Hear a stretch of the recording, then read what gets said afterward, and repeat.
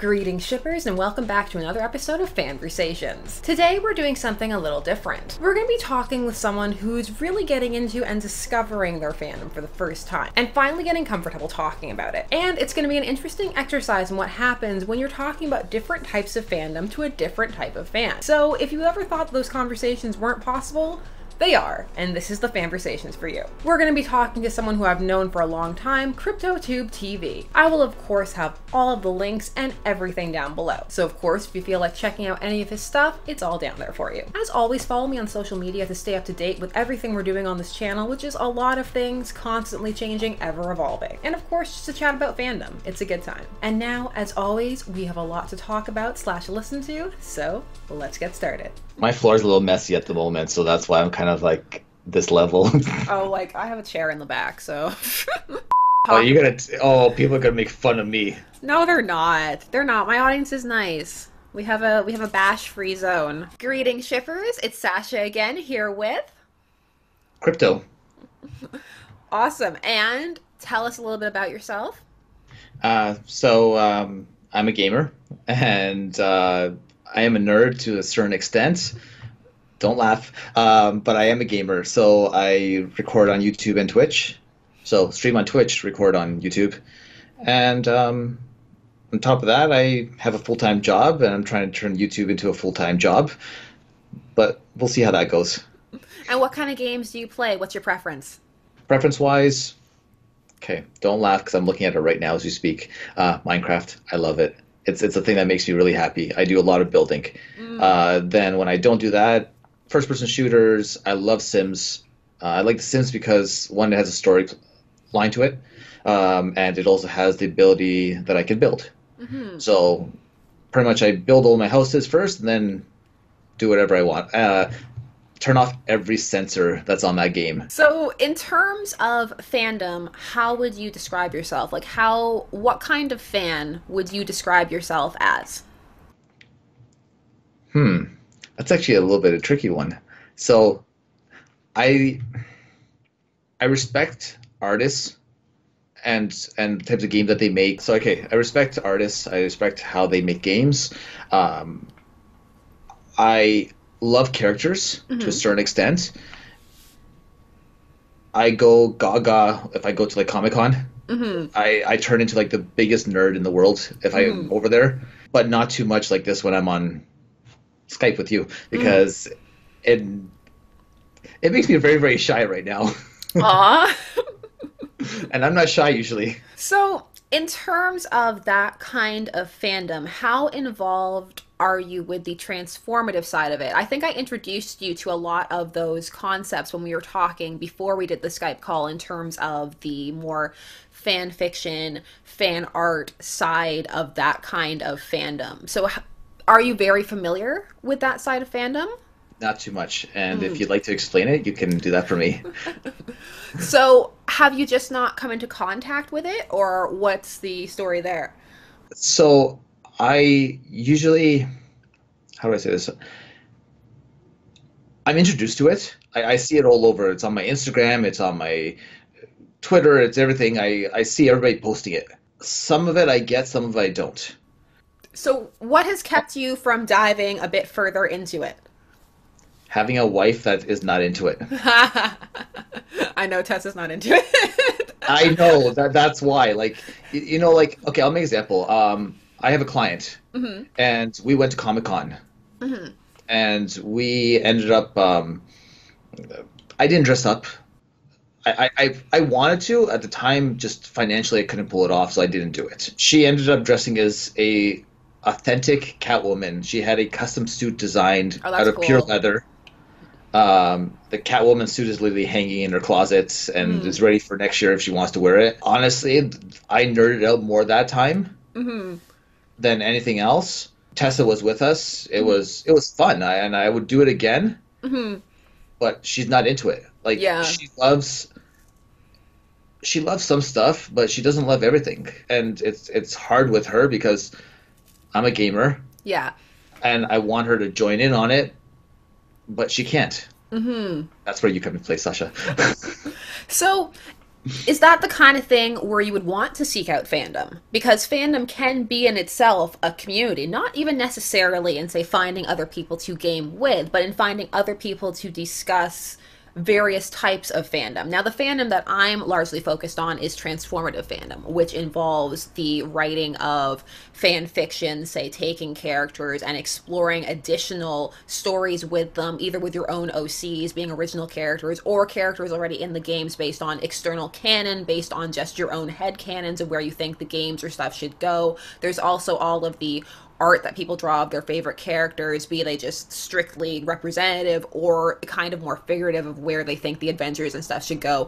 And that can be a very fun way to engage with the fandom, because then you realize how many more people are into it. Though, of course, as I say on my channel, fandom is not a monolith. So there are many different ways to engage with it. There is also, of course, the strictly more canonical way, which is people who are much more into just what the games and stuff are, which is just sticking to the script, sticking to the tech, sticking to building upon the world in a more technological kind of way sometimes when it comes to games such as mods and that kind of stuff. So there's all kinds of different ways to engage with it. So basically, because of what my channel is, which is following the more what is deemed fangirl side of fandom, even though it has nothing to do with actually being a girl, it has to do with how the evolution of the terms fanboy and fangirl have come to be applied culturally in terms of the sorts of behavior that people expect from each group. So when it comes to the idea of fangirl culture, which people tend to associate more with the writing, the art, the making of playlists, the exploration of fan theories, and that kind of stuff, is that a part of fandom that interests you?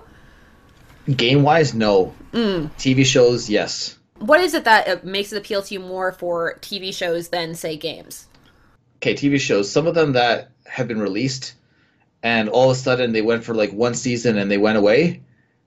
It makes me friggin' wonder. Like there's one, I can't remember the one it was, or the show, like the name of it. But if I explain it, you might know which one it was. All right, try me. It's basically they go from one world to another, and they end up going to a world that's full of dinosaurs. Are you talking about Primeval? Or there've been a couple of dinosaur ones, so that one Primeval is the one that they can go back and forth to the same world. I think so, yeah. This is the one that they basically went to the world, but they can't go back. Okay. I can't remember the name. It went on for one season, and they told me, well, when I read what they said, why they didn't release it again, they said it was too expensive to make. And it made me sad, because I could have thought about 30,000 different ways that movie or that show could have actually gone, and I would have preferred that. And I love that. But it's like, but there's so many shows like that that go away, and I'm like, this sucks. Yeah. Because I enjoy it, and I want, and I can imagine how it's going and how it's gonna go, and it doesn't. Yeah. Does it happen with you also for shows that are still on? Just like the show starts taking a turn towards terrible plotville, and you just want to like, no, don't go there, don't do it. And because that's for me, that's one of my favorite. Yeah, Supernatural. But for me, that's one of my favorite parts of fandom, is seeing the alternate ways that people go about just not even necessarily fixing. That implies that there is something wrong, and some people would argue that yes, there is. But then it can also just be exploring the different ways that the plot can go, and the different relationships especially that take place, because that is a huge part of fandom, exploring alternate relationships between characters that are not most of the time playing out on screen, because most of the time people are usually, if not unsatisfied with the lead couple, at least feeling that's most likely not written in the best way that it could be. So it pops up actually quite a bit, but nobody ever that I could talk about. Like I said, Tessa doesn't like this stuff, but I think about it. When I watch TV shows and I watch it, I always think about alternate endings. Should this have gone this way, it probably would have been better. The show could have taken a turn and gone this direction more than this direction. I think about it, but not talk So about what keeps you from diving into that side of fandom? Just out of curiosity. Shyness. Shyness? Look, I'm the most open person. I'm not shy. I'll say whatever's on my mind. But going with a bunch of strangers, it's hard. Mm. In what sense? Because there are many different ways to engage with fandom. Like, for example, I was a lurker for years, meaning that I just read people's work and I looked at their stuff Pretty and I much, posted yeah. my own stuff and I never commented for a long time. I just didn't say anything. So it is possible to partake in that way until you feel, that you're ready to say something. Okay, out of all honesty, Mm-hmm. if it was with girls, Mm-hmm. fully open, no problem. Mm. With another guy, I don't know if I can do it. Well, the thing online is that you don't really know who you're talking to unless you extend into this Tell. kind of communication. No, you really can't. There are lots of assumptions people make about this type of fandom, especially that it's all prepubescent teen girls who are just, exploring their queer fetishization fantasies. And that is the farthest reality from what fandom actually is. It's a very small contingent, as fandom has long aged with its members and has been going on for a very long time, which kind of takes away the idea that it could only be a bunch of teenage girls. It's just not possible. But there is a large female contingent, but it is not the only contingent. And the thing is, you can't tell who you're going to get because each fandom is completely different and has a different makeup and attracts different people. You can guess, but you're not sure who you're talking to. I mean, my little brother writes fan fiction and people just assume that he's a girl, and it's like, well, he's not, but they just assume it because people assume that all fanfic authors are chicks, and it's not true. So it's probably I'm not used to the reading and writing. Mm. I'm used to this. Mm. This is what I can easily do without a problem because I can see you and I can easily talk to you. Yeah. But writing wise, I suck in writing in general. I mean, all my for my company, all my stuff is written by somebody else. Sorry, let me rephrase that. I write it all, And then someone goes over it? yeah, basically yes. So, but I'm not like the best person for writing in general. Mm-hmm. I can talk, but that's about it. No, I used to write back in the day. It wasn't good. I never finished anything. I'm part of the problem of unfinished fics on the internet. So I had a hard time finishing. I know the feeling. Like honestly, I just hired an editor to basically do all my writing for me for all my sites. Mm-hmm. Just so that I don't have to do it. One thing I want to get back into is fan vids. I've said this a couple of times. People who've watched will know. They'll be like, yes, Sasha, we know you want to make that Captain Charmed video, but I'm going to bring it up again. I still want to make that Captain Charmed video. One day it might maybe happen. I used to make fan vids all the time, and the people who've watched for a while know this, and some of them even know about my old channel that's still up.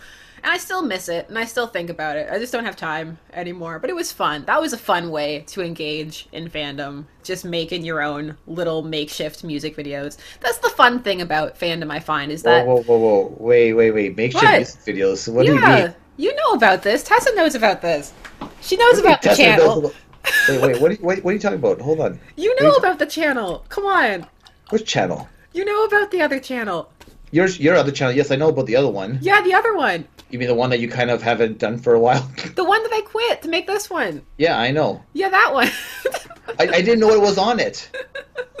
I actually didn't know it was on it. I have actually subscribed to it too. That's the funny part about it. You subscribe to it, you don't want to know what's on it? Shame. Can I be honest with you? What? I never watch like a lot of YouTube videos. I do, but it's like I don't even watch the gaming ones more. Like I watch like a lot of prank videos. And the gaming ones I do watch would usually be on Twitch. No, I get that. Like it depends, like who I'm watching. If it's somebody that I know, and I love their content, I'll watch it over and over and over. You know me. Don't. Okay, you know what's gonna bother me now? Okay, you know what? Since you're recording this video, it doesn't stop me from actually launching up a browser right now and going to YouTube, going to that thing, so I don't feel so lost right now. Well, that's really a representation of my old work. It's not what I do now, but it was just fun. It was fun high school times. High school and slightly college when I had time. Jerk It Out, the Flash tribute? Yeah, oh god, yeah. What's wrong with that one? No, nothing. It's just remembering. They're just all edited differently than I would have edited them now. But, you know what? They got me my first editing job, so... Oh, so this is actually how you got with No, this is how I got my first editing job. I used to edit weddings. like Tessa? Yeah, I used to edit weddings before. Oh, I never knew that. Yeah, and then from weddings, I got into doing the other channels and stuff like that. But I started, for me, getting into fandom was just, you know, again, like I was like you when I first got into fandom. Like I was into it, my parents were into it, but a lot of my friends weren't into it. So I didn't have anybody to talk about it with. And then I was on YouTube, you know, watching all kinds of different fan stuff. And one day I was just like, no, why don't I do this? I can do this. I have Windows Movie Maker on my computer. I don't need anything else. Let's just do it.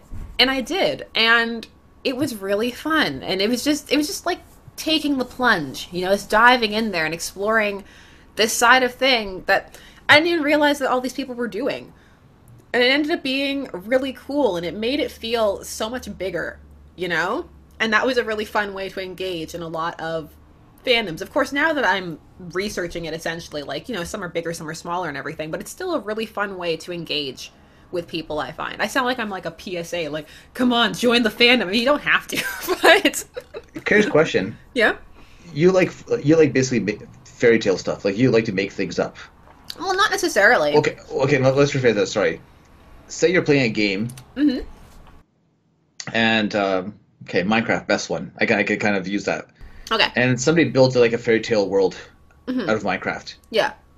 Can you play in that fairy tale world? Like in what sense? You're one character, I'm another character, we get a bunch of other people, and act out a story. Yeah, that's more of a role play, but yeah, for sure. But do you like doing that? I'm less into role play because it involves being very, very active, and that's something that I've always struggled with, being active and being not so much the activity part of it, but the being present part of it. Because the thing with a role play is that you have to be there. Like, you can't not answer, or you fall out of the role play and you fall out of the story. So that's the kind of thing where you need to constantly be keeping up. So that's why I prefer something like fan fiction or fan vids, because you have that distance and that time, and you can just come back to it, and you don't need to be checking your phone every 2 seconds to be like, oh god, what did somebody do? What did somebody write in the script? I need to know. For me, the games that I find I engage with my style of fandom more with are more RPG based. So they're a bit more... World of Warcraft? No, Dragon's Age, Mass Effect. Okay, I know Persona the game. 5.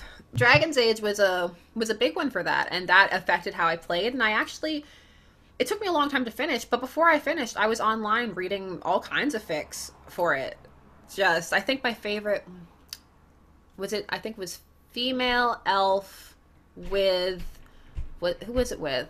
Alistair. But whenever I played, I was always with Alistair, because that's how it is. Honestly, some characters are so attractive.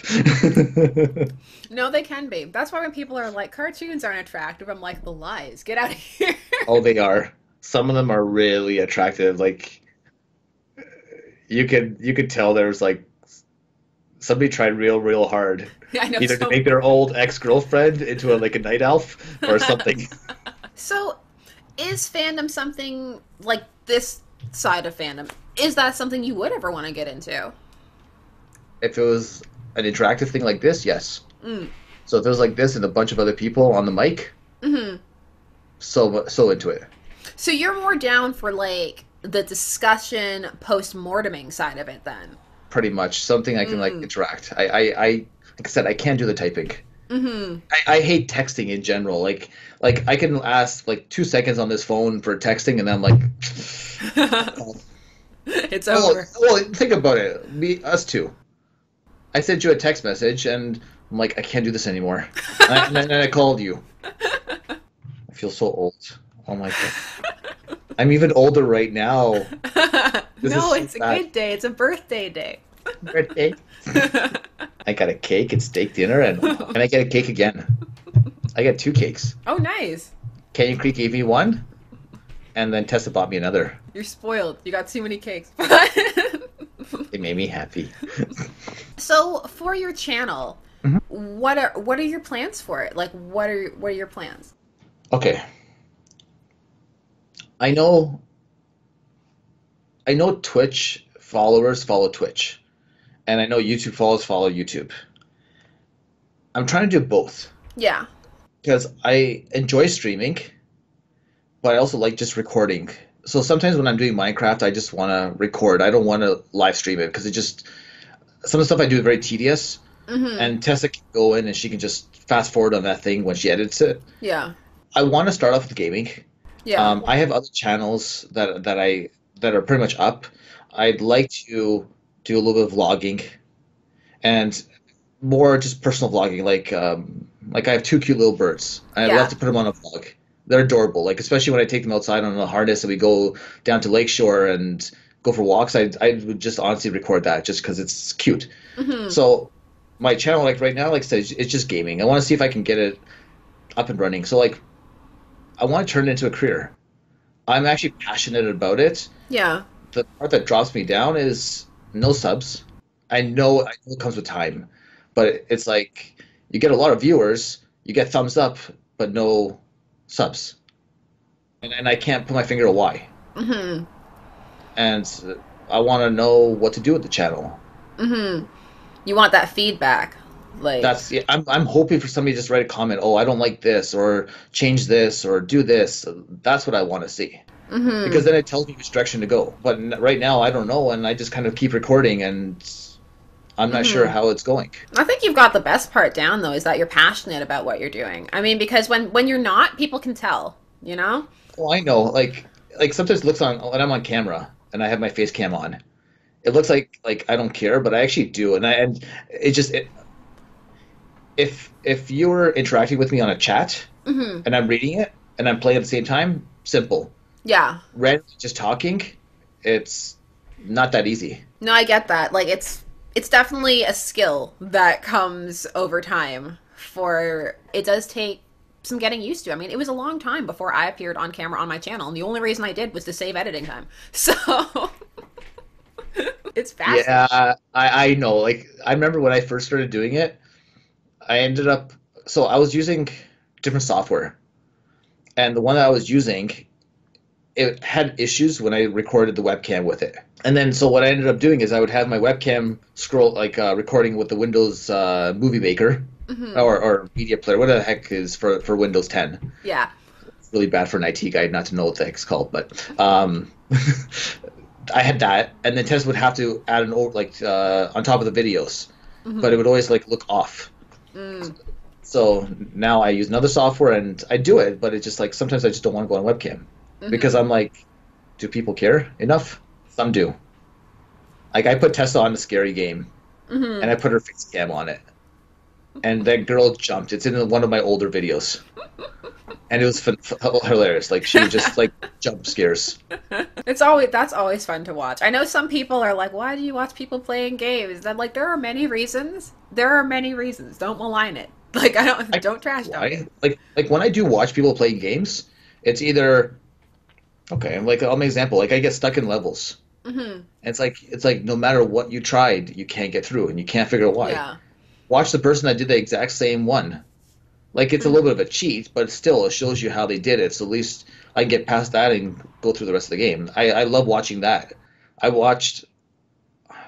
I'm not gonna say who it is. I'll say that privately. I can't stand him, but because of him, that's why I started recording. Hmm. Um, you know who I'm talking about, don't you? I think I do. Uh, it was one game that he played. It was The Last of Us.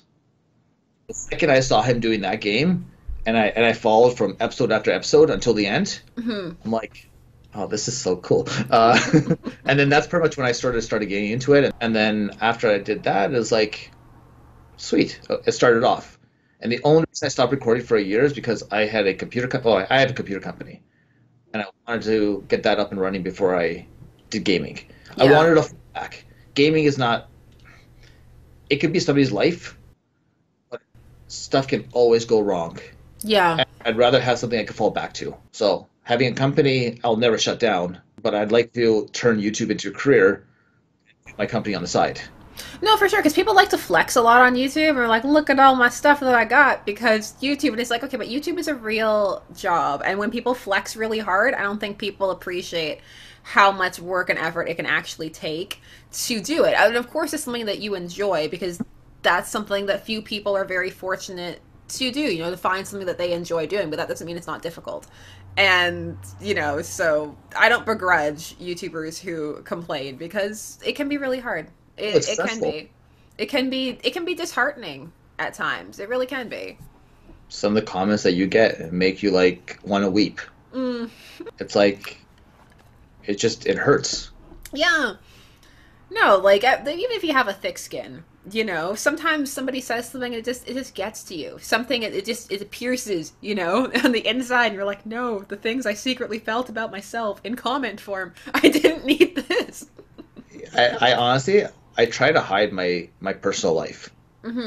Like Tessa, like I never introduced her to how to say this, like to any recordings. And I did it for one main reason. I saw other YouTubers that got their significant others bashed on.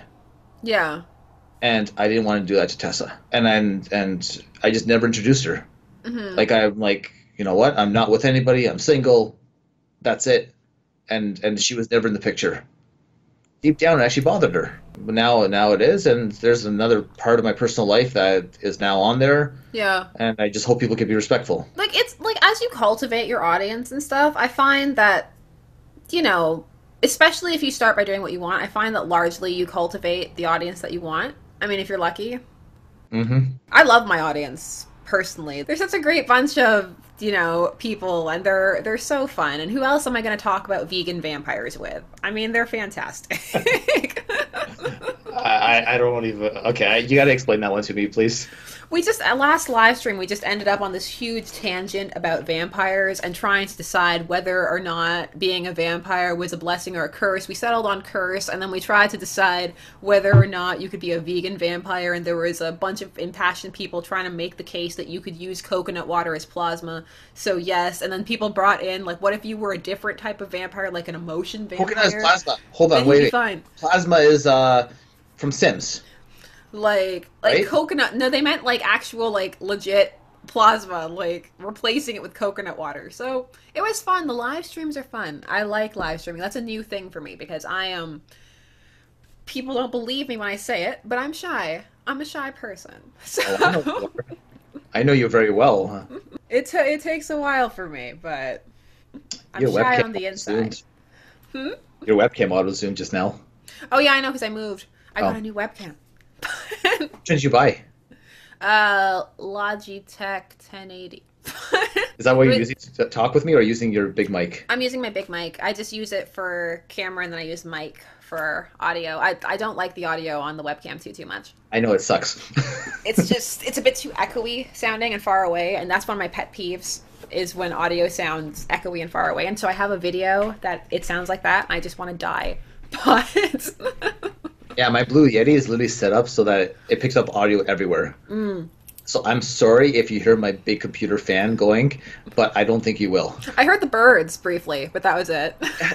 Honestly, they yell. The thing is, they know I'm here, and I would honestly put them right now on webcam. I bet you any money Kilo's going to end up going for this cable. He was just going to look at me and be like, "Hi, Daddy." Yeah, I heard he's been biting lately. Also, be careful. I'll probably have to edit. You can't say the word daddy on my channel. It has different implications here. It's not a safe word here. Really? I didn't know that. We'll fall down a weird daddy rabbit hole. I've been down that hole a lot. Really? Well, that's one of the other things I like to explore. A lot of people find it boring. So that's part of why I love having the channel to explore all these different things and the different facets of fandom, because I like to explore how it also intersects with societal, cultural issues, be they political, sexuality-based, kink-based, all kinds of things. I'll talk about anything at all, so... You should see some of the categories I've been introduced to. I can really get into a lot of stuff that I know. No, and the thing is that fiction often works through these real-world issues in their works, and then you can see them played out over and over again across fictional worlds with which you're familiar. But not everybody clicks in, though. In what sense?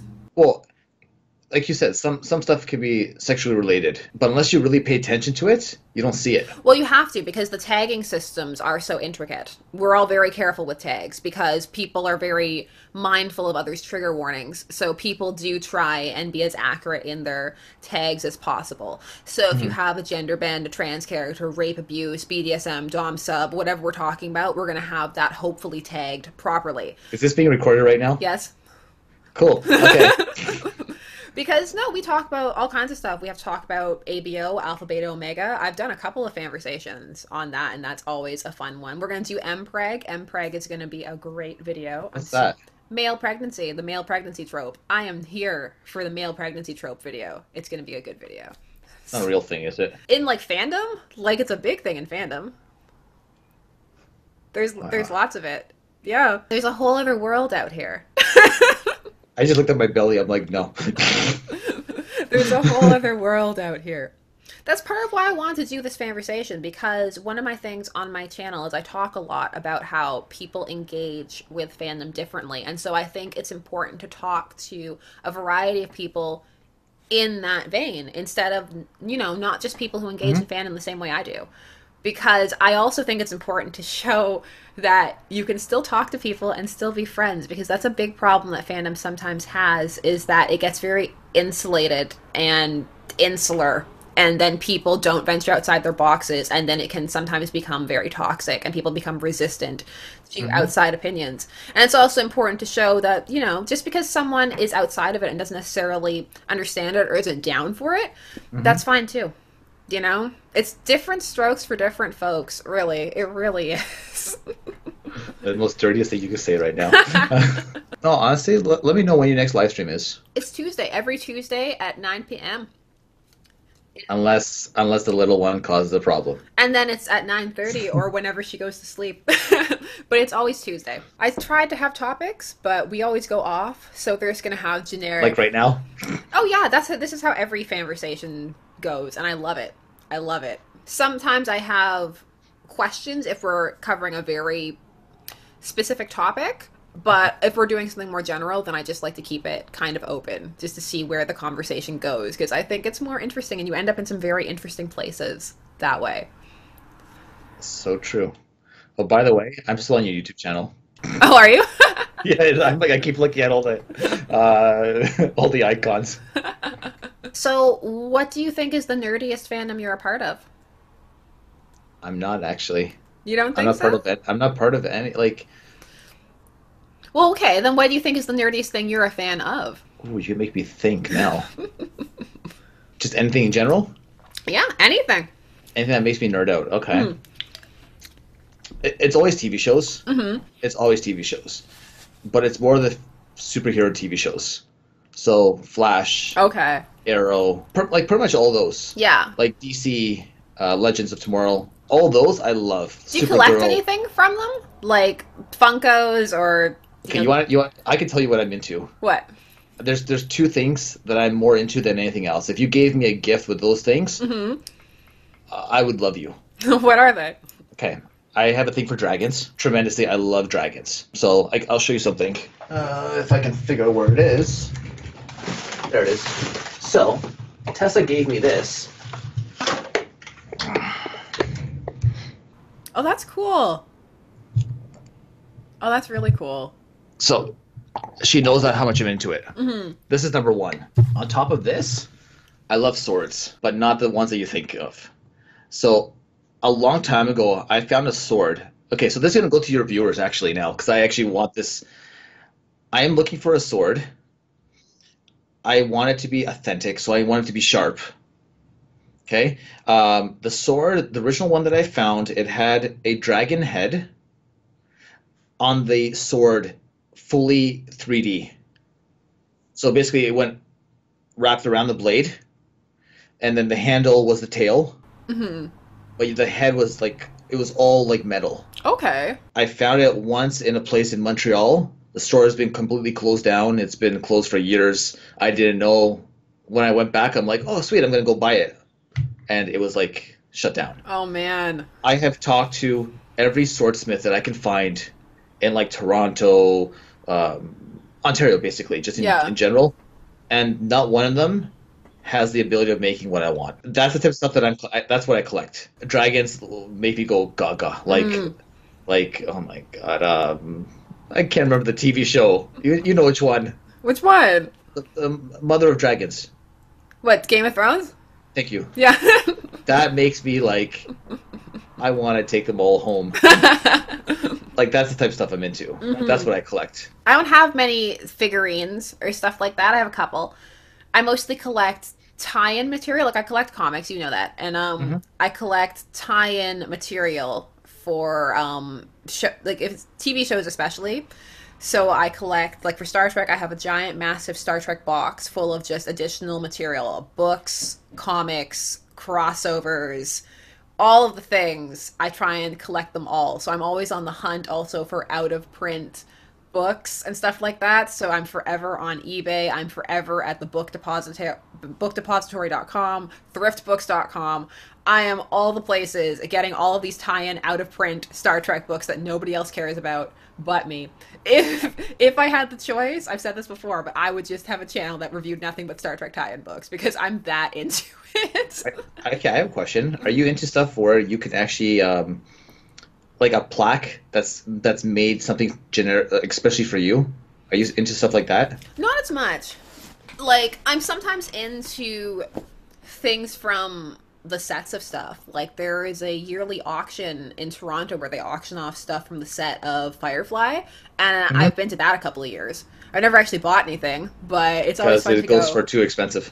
Yeah, but it's always fun to go, and it's for charity, and it's like one day I'll be able to afford something at this auction. But it's just fun to go and see what's on sale, and like the idea of having something from the set, like it's kind of cool. You know, I get it. I recently got a Q doll. I'm very excited for my little Q doll from Star Trek. That's gonna be cool. Really? Yeah. Is it here now? No, it's not. It's trapped in Canadian custom hell.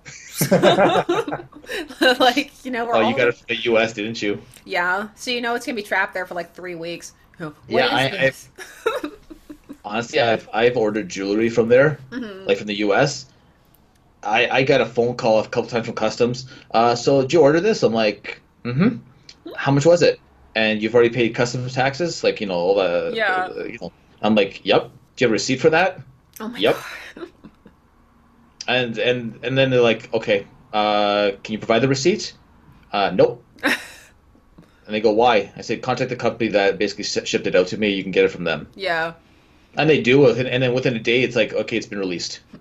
They hold a lot of my stuff because I collect nail polish and lipsticks and stuff as well. And you can test a nail polish. No, some of them don't work for me.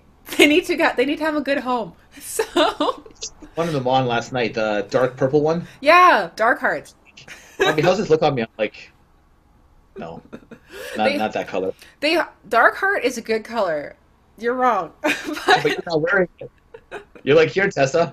That's because I thought it was gonna be more blue than it ended up being when I bought it. But the point is, they hold my nail polish because they think it's drugs. That's always really irritating. Really? Yeah, because Canada, when Canadians smuggle drugs across the border, they often do it inside cosmetics. So, so they hold a lot of my stuff, which is really irritating. And I'm like, look, it's embarrassing enough that I'm buying Fandom nail polish. Please just give it to me. Yeah, because I buy Fandom-themed nail polish as well, because that's a thing. That's what the colors are? Yeah. I noticed you have like the really, really funky colors, and like what you're wearing right now. Yeah.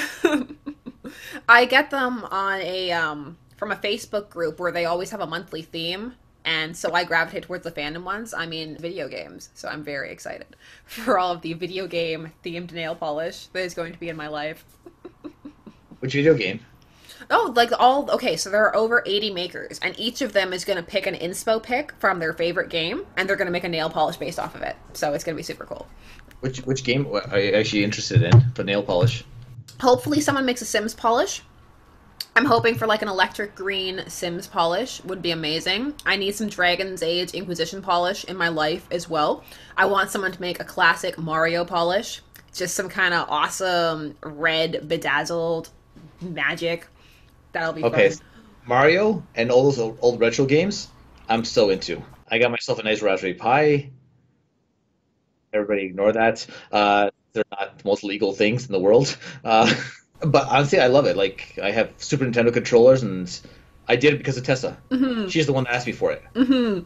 She's like, "Can you do this?" I'm like, "Yeah." She's like, "Okay, go to the store and we'll buy all the stuff." So I did. No, it's fun. Like the classic games and stuff, they're fun. They're fun to go back and revisit, even though I'm so bad at some of them. Rayman 2, The Great Escape was my game back in the day. Rayman 2? Rayman 2, The Great Escape. I loved it. Okay, let's see what it is. Wait, which console is this for? I played it on PC. No, I remember playing it as a kid, and it was just really, really fun. It was also a game I was good at, and that is a rarity for me. Which is, Really? I'm not very good, and it's frustrating because I hate falling into the stereotype of girls can't game, and I'm like, That's bull. Do you know how many girls are better gamers than friggin' most guys? yeah, and it's like, girls aren't bad gamers. I'm a bad gamer. I get too stressed out. That is a thing. So if it's a high stress situation, say in like a shooter or something, and this could even mean something like Mass Effect, I will just get really stressed out and shoot everywhere and forget that I have to reload, and then just be like, oh my god, they're shooting at me, I'm really stressed out. Even though I know I have time to reload and I can see them popping up and down, but it just stresses me out. Okay, Far Cry 5. I did that more times than you can imagine. I'm like, sniper rifle and like pop, pop, pop, pop, one after another, and I'm like, and then I ran out of ammo, I'm like, shoot, they're all coming up the hill. It's stressful. People are like, VR, be right there. And I'm like, I can't handle this. I can't do VR. I will be so stressed out in VR if it actually gets to the level of, say, like a Black Panther level of like real immersive, I'm just doing it. I can't do that. I'm not ready to be Batman. No. Batman's good. I couldn't be Batman, though. That's stressful. Yes, you could. No. Batwoman, there you go. That's stressful, too. They're all stressful. I have the Batman Telltale games, though, and I'm looking forward to streaming those, so that's going to be a lot of fun, because I'm going to stream the games that have shippable content that have reignited certain ships, so I'm very excited for that. Batman When are you Telltale. going to do that? When are you going to do that? Oh, God. It's, okay, so I like to say on my channel, like, it's coming up soon, but soon for me means months, so months from now. Really? Months from now? Why? Come on. Because I don't have the time. I got no time. I must edit. Yeah, see, that's the thing. That's where I save a lot of time, because Tess is my editor. Look, I can't edit if my life depended on it. I try. She tried to teach me, and I'm like, this is the hardest thing in the world. I'm like, I just can't do it. And the thing is, because Tessa has, like you, I know you do, like, those, like, transition effects. And there's no time that I try to do it. It's like, I can't do it. Like, it's too difficult for me. And like with her, she's like within like 2 seconds, she's put a transition in, and I'm like still clicking on the first thing, trying to figure where the hell the option is. It takes time. It's time in, you know? It's like the more you do it, the faster you get. So bringing this back to fandom a little bit, do you think it's part of the reticence, aside from, you know, the not wanting to get involved in the written and all that kind of stuff, do you think part of the reticence is how it is perceived, like the perception that people have of people who are engaged in fandom, any kind, not even just, you know, fics, art, but any kind, be it chatting about it, going through fan theories, cosplaying, all of it? When I see the cosplay, okay, I'm gonna get bashed for this one. I know that for a fact. I looked at like Comic-Con, and I would never go. I went once, and I would go again. But before I went there, I was like, how the heck do people do this? I'm like, this is the dumbest thing I've ever seen in the world. Like, why are you wasting all that money dressing up? And then when I went, I was like, now I get it. Yeah. Like, now I get it. I love seeing the cosplayers. It's really neat. I like going and visiting the fan artist stalls. That's really cool. I like to get fan art when I can. Like, I'll tell you the honest truth, I would dress up, but I'm very picky on dress up. So I'll make an example. Okay, costumes for Halloween. That's the best example. You go to the store, they're selling for $100. It's a cheap piece of garbage, the cloth. If I'm gonna dress up, okay, I'll make an example. Like if I want to dress up as like a SWAT guy, yeah, I want to go to a police store I want to buy a real bulletproof vest. I want to buy all authentic stuff, and that's why I won't dress up in cosplay because I see like a lot of the costumes are phenomenal. Like I saw I have one of them. I have her boyfriend cell phone number, and she looked amazing in the costume. But when you touch the costume, it's really flimsy. Yeah. And I'm not into it. That's the one thing that I'm not into. Well, the thing with a lot of the costumes, I think, though, especially depending on what you're cosplaying as, is logistically, I'm not sure if you could make them to the capacity, especially with some of the giant, depending on what you're doing, like, you know, some of the giant wings and all of that kind of stuff. It gets pretty intense. I saw a guy dressed up as an actual Cyberman from Doctor Who, and I was like, this is amazing. This must have taken you so long, and it's great. I saw the cutest elderly couple dressed up as Dumbledore and Minerva from Harry Potter, and I was like, this is so cute. You're the cutest old couple. Like, Kevin and I want to go as a family. We want to be dressed up, and we want Simone to be dressed up, and we're like, it's going to be great. We kind of want to do a Pokemon thing. That would be really fun. Because she's small enough to pull that one off. She could be a Togepi. I could be Misty. Like, it would be a lot of fun. Yeah, but you know what? You know the other problem with me is like cost, money. Yeah. That's the other stuff that stops me from doing Struggle is real. Yeah. Well, like, okay, perfect example. I have a computer company. It's what I do full time. Yeah. I'm fully self-employed. Money is never stable. Like if I was getting money, a stable paycheck, like just say like, you know, every month $5,000, I could easily take $1,000 out of that and go buy a costume. Yeah. Without an issue. But money's not, and that's that's what actually stops me. It's hard too because a lot of cosplayers do turn into like an actual thing. Like they do appearances and they are professional cosplayers. So then you can kind of justify the cost of it and recoup it. But the thing is, if you're only doing it casually, then you're not going to recoup the cost of your costume most likely. And I think that's part of why a lot of people do go for the aesthetically really visually stunning, but not the most in depth when it comes to some of the materials. Because again, like, you're not. It's expensive. Yeah, it's expensive. It is expensive, and that's why so many people also do it themselves. They make their own molds. They just do all of the building and everything because that any way you can cut costs, and also because it's hard to rely on people to be able to build the parts for you. Because I've seen a lot of cosplaying scandals with people taking on more than they can actually produce and not making stuff for people on time.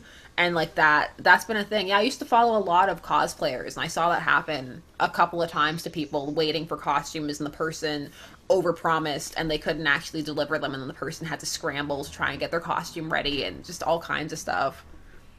That's why, like, the more you can do yourself, you know, the better, because relying on other people is always stressful. Okay, this is the sad part with me. What? I could build a computer, I could build a server with my eyes closed. I can't put together a friggin' dresser because I suck at instructions like that. How do you think it's going to be with me trying to put together a costume? Yeah, I laugh because you know I'm right. But like, that's the stuff that stops me. And I love talking about it. Actually, I enjoy this. For some reason with you, like, we've been going for a little over an hour now. Wow. Okay, so, and I would have never noticed, but it's like, but it's everything that I get to talk about. And it's like something I get to talk about with somebody, well, I know you. Yeah. And that's probably why I'm comfortable. I've known you for, how long have you known Tessa? Oh my gosh, like 6 years, I think. Okay. Yeah, so, but you see what I mean, right? Like, I'm comfortable talking to you because I know who you are. To do this with like a complete stranger, I don't know how I'd react. I'd have to try it. It's like sometimes I find that the commonality of the fandom can be a bonding thing. Because when I do my Fanversations, most of the time, I don't know the people at all. I know that they watch my videos, but that's about it. Sometimes I've seen them in the comments, and lots of times I haven't. But they come, and they're like, I want to talk about this. And so then I'm like, okay, I know about this. And then you have that kind of instant bond that whatever else you're going to talk about, you're going to have this one thing that you're going to be able to talk about. And that can be very fun, and it can also be fun to share your opinions with someone when you have no idea what they're going to say or what they're going to come up with. And it can be very interesting, and you hear things that you never thought you would hear, or takes that you never thought you were going to hear, and that can be so interesting. For someone to do what I'm doing with you, I would tell them to actually do whatever they have to do this with you because this is actually fun. Aw, no, thank you. It's like, I love it. I really This is enjoy not it. scripted, guys. I'm being dead serious. Okay, I can vouch on my channel that this is not scripted. I literally just it popped in my mind. I enjoy it. And a lot of people who I talk to want to do it again, and then we do a couple. Like, I love it. It's a lot of fun chatting about fandom, and that's one of the reasons I started it too, was that I said when I did my launch video is that so many people don't have other people to talk about fandom stuff with. They don't. It's just your friends aren't into it, your family's not into it, nobody's watching the show you're watching, nobody's playing the game you're playing. It's just whatever it is, you don't have people to talk about it with. Empire Diaries. And like exactly. And it's like sometimes you just want to be like, hey, that thing when Stefan was Silas, that was stupid. And it's just like you don't have anybody to say it to. Or like You know it. You know how okay that show stopped. It's no longer being made, right? it's done. Now all we have is the last season of the originals, and then that's done too. Oh, seriously? Yeah. So I'm stuck on the last like I think. Okay, Buffy Vampire Slayer. I started watching it again, Yeah. and I'm actually stuck. I can't remember what happened at the end, so I'm stuck at like I think 5 episodes left, and I Yeah. don't want to watch it because I don't want it to end. It's been sitting on my server waiting for me to watch it, and it's like a lot of the shows that I actually fell in love with. Yeah. I want to finish watching it because I'm like, Then it's over. basically. And I love Vampire Diaries. I know I'm a guy and I love it. Okay, like Vampire Diaries, I enjoyed. I have a lot of problems with it, but I enjoyed it and I watched it. So clearly, like something was drawing me to it. I find, well, the thing with Buffy and stuff is that there is the tie-in material, but the comics are very different. Buffy's coming back. Yeah, yeah, I've heard that. So is Charmed, but I'm not excited for that, and I don't know if I'm excited for more Buffy. I Okay, the only way I'll get excited for Buffy mhm. if she's in the inside the show some sort of way, Mm. or Dawn, or somebody, Willow. Yeah, you don't want to do the Charmed way, where they didn't ask anybody back, where they didn't consult with anybody, and they just were kind of like, I spit on your legacy, and we're going to do something better and cooler. And it's like, well, But it's like, but I hate that though. I know what you're talking about. Like, I think I have one show right, or one movie right now, Tremors, yeah, the new 2018 version. okay. And I saw the screenshot of one of the guys.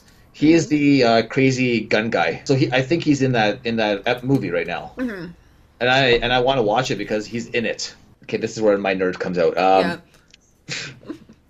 I've watched Star Trek from the beginning, like yeah, from same. the old horrible graphics I miss the to horrible graphics, to be perfectly honest with you. I find it endearing. I hate when I see the redone graphics, and I'm like, where is graphics, please? I mean, yeah, like and then but like they go like every single time they release a new Star Trek, mhm. they almost they don't keep the same stuff from before, and that's what I don't like. It's hard because with Where's the Borg? with TNG, DS9, Voyager, they're all airing at the same time. So you have that kind of consecutiveness as they all feed off each other. But then you have Burnout, and then you get to Enterprise, and Enterprise is this hodgepodge of trying to do so many different things. And then Discovery comes along and is like, okay, well, we're not going to do that. We're going to do this. And it's like, oh, well, you can't just throw the Mirror Universe and Section 31 at me and tell me to sit down and shut up. Like, I'm still going to ask questions. So you know what I like? What? Um, Supergirl, Hmm. DC, Legends Tomorrow, Yeah. Arrow. Hmm. I'm probably missing somebody else. And where they basically Yeah. you watch like Arrow, Hmm. and then you have to watch DC, and then you have to watch Supergirl so that they all play out together. You've seen that before, right? Yeah, because they have the crossover universe. Like, they're all, it's the I, Arrowverse. It's not just one of them. I know, but I love that. And Flash, sorry. But I love that. And I wish they would have done that with like Star Trek. Like, it's because Star Trek has its massive combined canon, and they are all supposed to play together, but because of all the legalities that are surrounding where they are with this last one, especially after the release of the movieverse, it's difficult, and whatever this show is trying to be, just the way fandom is evolving and how new iterations interact with fans and how they deal with trying to do their own thing and be true to the original, a lot of times it does come off as if there's a bit of a tone of contempt, but it's difficult to say how much of that is actually arising from the text and how much of that is arising from the media portrayal of the text. So it's hard, and especially with something like Star Trek Discovery, where the access is not as available as the other Star Treks were, because of CBS pulling all those strings to have it on its own network, because a lot of times you have to pay, because a lot of people aren't going to go into it because of all those barriers, and then because of the stuff they've read about it. So Discovery is in a very difficult boat in general, but as we all know with Trek, the first season is usually a rough start. So you gotta give it time. If we gave, it took TNG 3 seasons, DS9 I think it took 1, Voyager it took 3, so at least we need to give it 3 to get where it's going. And Voyager's gone now, right? Oh yeah, Voyager's been done for a long time. I know, and I loved watching Voyager. I actually enjoyed it, but it's like there was Star Trek, and then Voyager also had Borg. Star Trek had Borg. Mm-hmm. The first one didn't, right? No, the first one didn't, because the Borg are an edition of TNG, one of the better editions, in my opinion. But it's like, but then you get Discovery, and there's no more Borg. Well, yeah, because they haven't found them yet, depending on what timeline we're in. Because they don't discover the Borg until Q throws them at them, because they wouldn't have discovered them unless Q sent them that way, because he sped up their encounter with them. Even though, I guess if you go to First Contact, they encounter them a bit earlier, but then they still wouldn't have encountered them in TNG time or pre-TNG time, which this is, TOS time, which this is supposed to be, allegedly. But that's the thing, because Star Trek is so based in having this canon history, and everybody wants canon explanations for things. We'll invent canon reasons for all of the things. That was a problem that started a while ago, with just kind of a bit of fan contempt. If you watch the Star Trek documentary, Trekkies, I think, you see it, like where Braga makes fun of the guy who sent him an episode, like the script for an episode. I'm like, why are you making fun of your fans? Like, come on. That's not cool. That's not a good look. It's not a good look. Yeah, and then everybody starts getting pissed off, and there goes your show. And that's the thing with Star Trek as well, is that you would think for a show that survived because of its fans, a show that was canceled and only survived because of fandom, you would think it is the fandom flagship. It is the father of slash fiction as we know it. You would think that they would have a bit more respect and understanding for their fans. And I'm not saying that the fans can't go too far, because they do, and they can. But you would think, that you wouldn't just brush them aside and be like, oh, you just don't like this because you don't understand this new Trek. It's not for you anymore. And it's kind of like, well, part of the fun of Trek is that it's supposed to be for everyone and that you can pass it on generationally. I got into Star Trek from my dad. And it was always something really fun that we could do together. And I already have started passing it on to my daughter. So I like to think that Trek is for everybody. That's my issue.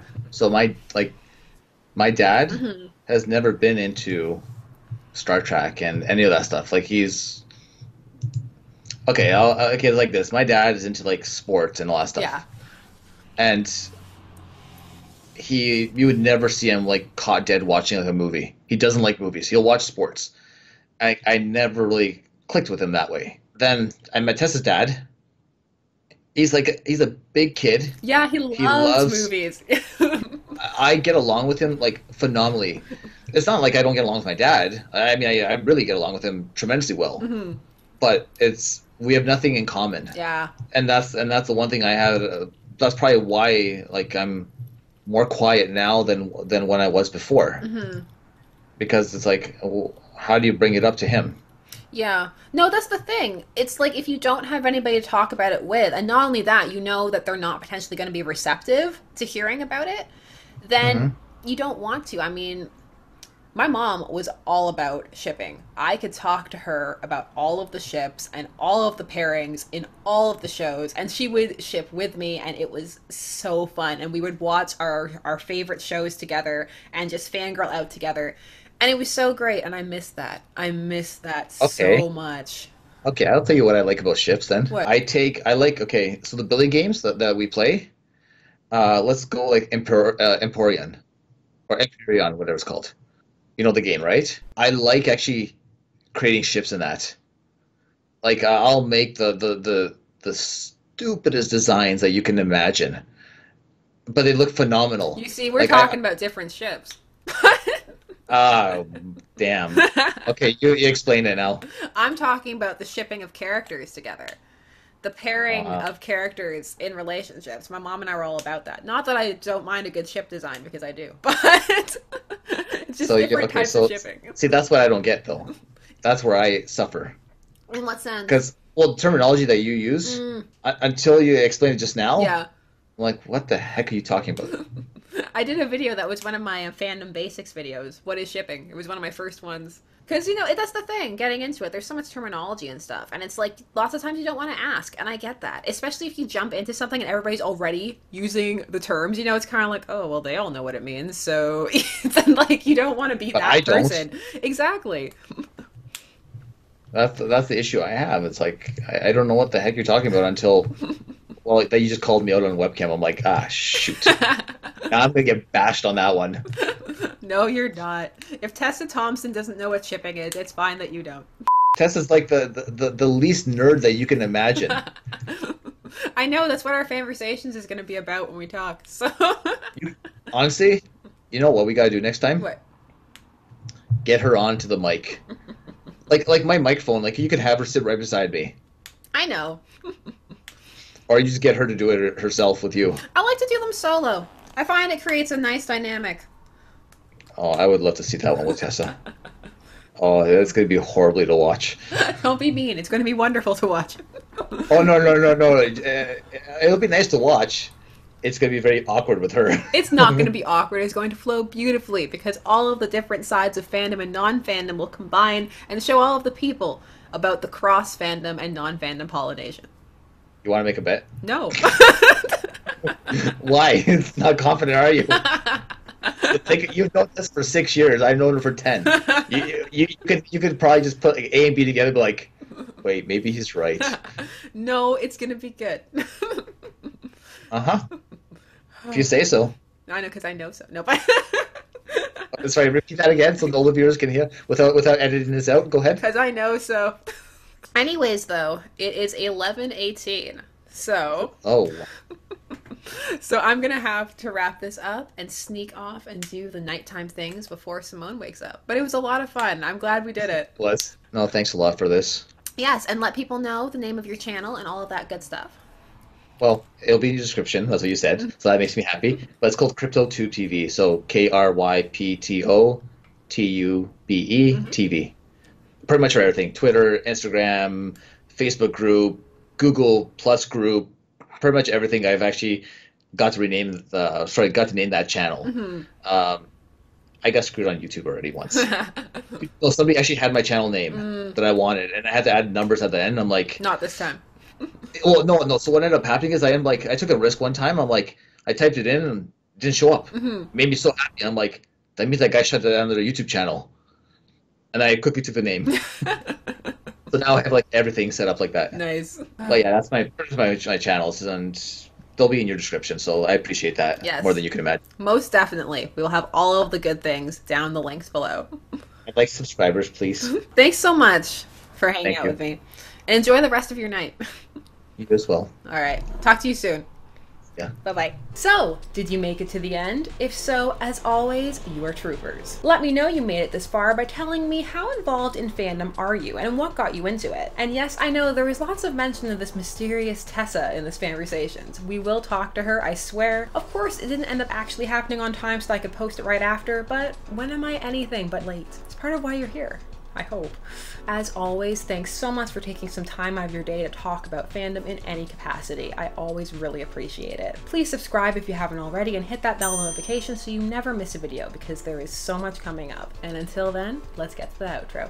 Bye-bye. This has been Shipper's Guide to the Galaxy. Don't forget to like, share, comment, and subscribe. Special thanks to all of my patrons, names on the side, and as always, stay tuned, for there is many ships out there as there are stars in the sky.